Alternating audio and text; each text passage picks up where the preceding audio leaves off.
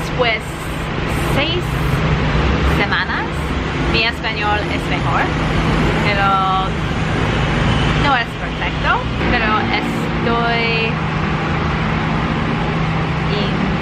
intentando.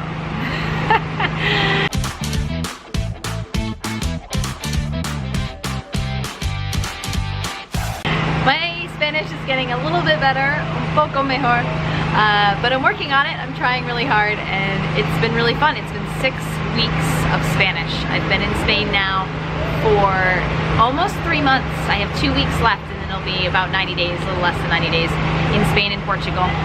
And then I'm off to London. I am currently sitting right now on the balcony of my Airbnb here.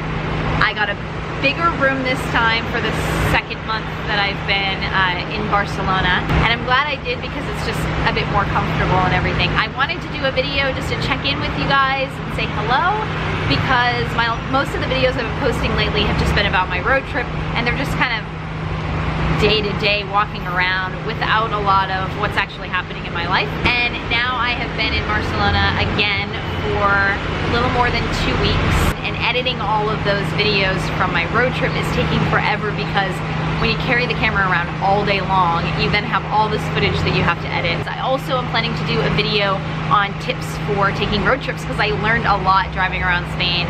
Renting a car in a foreign country is got its own set of challenges. I broke down when I was on my road trip, stayed in a hostel, stayed in a 5-star hotel. I did a whole bunch of different things that I haven't done before, so I will do a little video on road trip tips for that.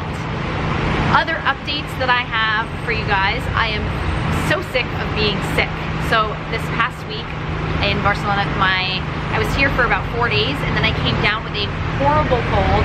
I was in bed the entire weekend, so that really sucked, and it's my 3rd time being sick in 2.5 months basically. That made me miss a couple of days of Spanish class too, which sucks since, you know, you pay for that. But I did want to mention finding a doctor here in Barcelona was a bit challenging. I almost went to the hospital clinic, which was going to be 230 euros for a visit.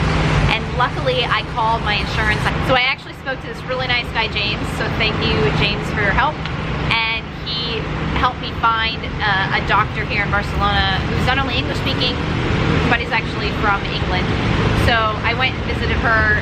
She got me squared away. What I ended up getting for medicine did not work as well as the stuff I get in the United States. It was a lot cheaper.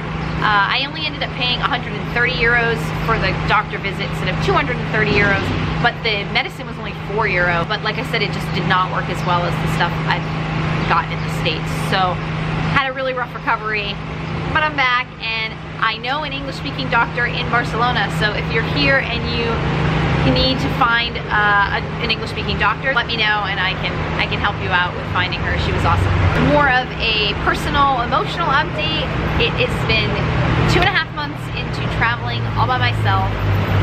I spent the entire time in Spain and with a week in Portugal. So far, I really love it. Traveling around and working, this is a good life for me. As you know, I only work 5 to 10 hours a week, and so I spend a lot of my time with the road trip. I spend a lot of time going on tours and trying new things. Here in Barcelona, I'm more kind of living, so it's a lot more. I go to class, I do work, I cook at the Airbnb, at the apartment, and it's just more living, which is good, because when you travel long term, it's really exhausting trying to go and do tours and touristy things all the time. It is a bit lonely for sure. I keep in contact a lot with some friends from back home. I've made a couple of friends here in Barcelona, which has been great because that helps keep me grounded. I feel like I'm having real human interactions as opposed to just same conversations over and over again. Oh, what's your name? Where are you from? How long have you been here? When are you going back? Can you speak the language? Where else have you traveled? They're very interesting conversations, but it's nice to make some real connections with people. And I'm hoping with each new place I go, that will continue, because that helps stave off the loneliness. And occasionally you get to go out and do things with other folks, as opposed to just constantly doing activities by yourself.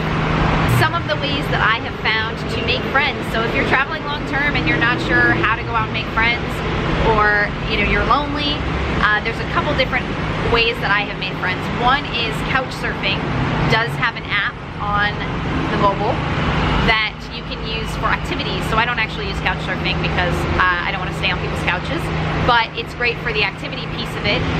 Depending on the city, some of the folks that use it and do the activities are quite young, and sometimes I've met up with people that are closer to my age range in their 30s and such.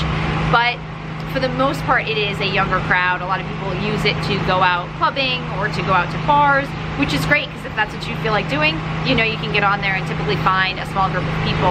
Another option are going on free tours. So the free tours, they're not really free. You should give a tip, 5, 10 euros at the end. I gave 10 euros at the end of each tour that I took. When I was in Granada, I met a couple of other solo travelers on the free tour, and so we ended up hanging out for the couple of days that I was there, which was great. Another way that I meet new people is if I'm in a city for a longer time, I pick a cafe and I try to go to the same cafe either every day or every other day, just get a coffee or a tea, do some work while I'm there.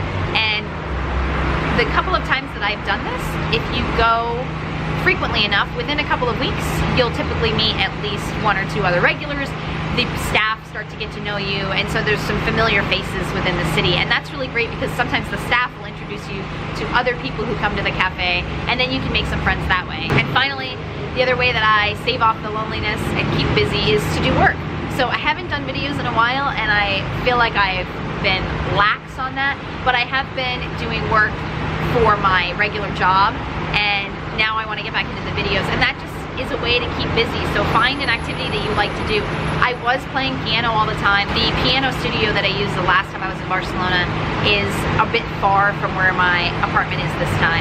So I decided not to do piano this month.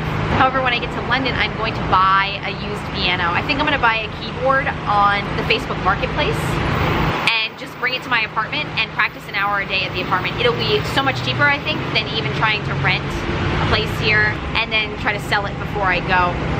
We'll see how that works out. It'll be my first time doing it, but I won't be out too much money if it doesn't work out. But I think that way I can practice piano as much as I want, and I can get back into using Musician and playing. My most popular videos are with Musician, so I really do want to keep playing, but it has been at least a month and a half since I have played piano, and I do miss it. But trying to learn Spanish and practice piano was also sort of overwhelming me. So I'll be done with Spanish after next week. I'll be going to London the week after. I'll get a piano, and you will be seeing more piano videos. So if that's what you've been subscribing to my channel for, there are more of those coming soon. The next part of my trip in London. So I am going to be spending 5 weeks in London starting in the middle of April. I am, however, taking a week while I'm there to fly home to the US, to fly to Maine for my grandmother's memorial service. So when I get to London, I'll be working on her eulogy, and I'll be going there for a week, which I'm really excited to see my family when I get there. But the other 4 weeks that I'm in London, I will be touring around. I will try to do some videos around the city, and then after London, I am not sure what I'm going to be doing. I have to stay outside the Schengen region. If you're not familiar with the Schengen agreement, I did a video on the Schengen region that you can see in my list of videos. If you're not from the Eurozone, then you can only stay 90 days within 26 countries. So there's 26 countries that are part of the Schengen agreement. Spain and Portugal are part of that. You can only be in all of the countries for 90 days. So in order to see all of Europe, you have to go in and out if you don't get a visa. Great Britain is not part of the Schengen region. So I'm going to be in London for 5 weeks. Then I think I'm going to do a bunch of things around Scotland, Ireland, and Wales. Just take a tour, maybe spend a month in Edinburgh, I don't know. But I have all of that to work out. So if you guys have any suggestions on what I should see while I'm in Great Britain, because I have 90 days to be there, please let me know in the comments. I am completely open to suggestions. I just finished my Spanish homework, had a work meeting. I'm gonna go to the cafe now and actually relax, do some video editing on this video and post it online, do some more work, consulting work. And this evening I'm just taking it easy. I went out on Monday night, I don't know what I was thinking, went out with some folks from the school, did some chupitos, which are shots, but here they're liqueur shots with lots of different liquors, and had some absinthe, just all around not the best idea. So I was super tired yesterday, and then I slept a ton of hours last night. Tomorrow's Thursday, and it's also Easter weekend. So here in Spain, they have Friday and Monday off. So it's a 4-day weekend this weekend. I don't have Spanish class on Friday. So Thursday night, I'm going out dancing with some friends. I'm hoping to maybe go to Montserrat, which I haven't been to yet.